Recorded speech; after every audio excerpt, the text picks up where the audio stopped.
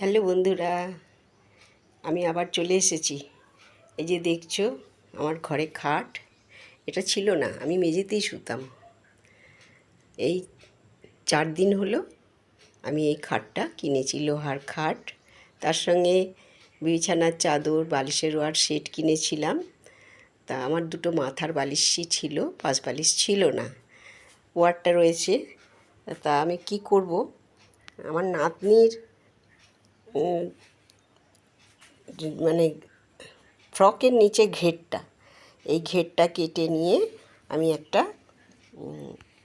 খেরো মতন তৈরি করে, আর বাড়িতে আমার অনেক সিনথেটিক শাড়ি, পুরনো উলেন চাদর, এরকম বা সিনথেটিক ব্লাউজ যেগুলো আর পরি না, এরকম অনেক জড়ো হয়েছিল।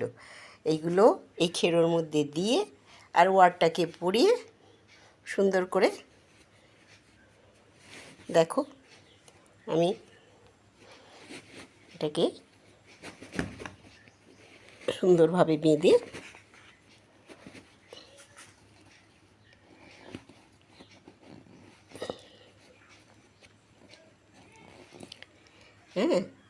এটা এক হাতে আমি বাঁধতে পারছি না ঠিক, এইভাবে বেঁধে দেখো আমি এই পাশ বালিশটা করেছি।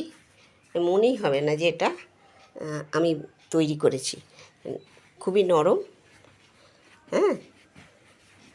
মানে যে সমস্ত জিনিস ব্যবহার করছিলাম না, সেই সমস্ত জিনিসগুলো দিয়ে এই পাশ বালিশটা আমি তৈরি করেছি।